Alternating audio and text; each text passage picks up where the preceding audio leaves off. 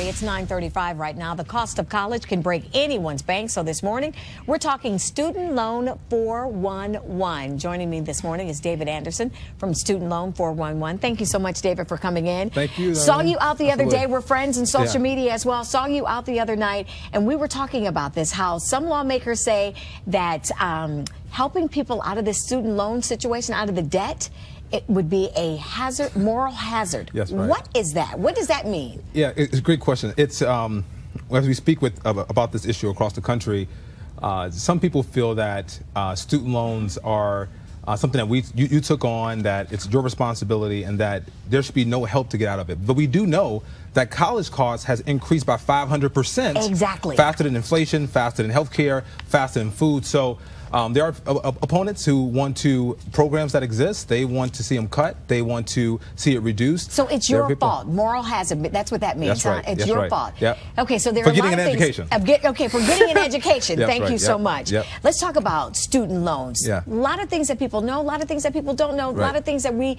misunderstand with this. Talk to us a little bit about the process. Yeah. So the student loan process. I mean, the biggest thing that's misunderstood about student loans is that you're taking on this money and that it's free. Right. Right? Right.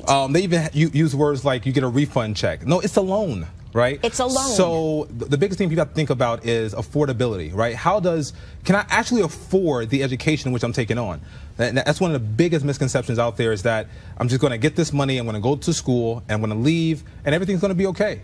Right? That's one of the biggest misconceptions. So how can people avoid making some of those mistakes? Because we hear, I mean, the nation is how much in debt with student loans? $1.3 trillion. $1.3 trillion. $1.3 trillion. So how can they avoid some of the mistakes? Well, not just the students, but parents, grandparents, even people who co-sign on some of these loans. Yeah, sure. So the way you can avoid the mistakes is you need to treat the student loan product as if you were getting a mortgage, right? When you get a mortgage, and people have been through this process, I mean, there are brokers involved, there's truth in lending, all these things involved to help you understand the financial product that you're getting into. And so what we find with student loans is that all those consumer protections, Darlene, have been completely stripped. So there's no truth in lending, right? Fair debt collection doesn't apply. Statute of limitations doesn't apply. So you have to be very careful, right, when you take on this student loan product. Let's talk about this federal guarantee out there. What is that? And is that something that's out there to help protect us? I'm going through the process right now. My son is going to be graduating from high school. This is what's interesting about the federal guarantee. So student loans, federal student loans, are guaranteed 97% principal and accrued interest, right? So the lenders on these loans, particularly those before 2011, they don't take really any risk because it's guaranteed. Right. So their goal, in many cases, is to have you pay the loan as long as possible and pay as much as possible, because at the end of it, if you default, if you die, you get on disability, they get a lump sum payment. And that's one loan that I mean, it's just like the IRS. You cannot file that. You cannot file bankruptcy. Right. You cannot do it. It is, you're stuck with it. And let me ask you this. During the elections, we were talking, Senator Dick Durbin was just talking about how, mortgages can be refinanced, car loans can be refinanced, but student loans can't. He's trying to do what he can. Is this going to be realistic? So, of course, there's a lot of debate about this right now. Yes, Senator Durbin and Elizabeth Warren put a bill forth to help refinance your student loans.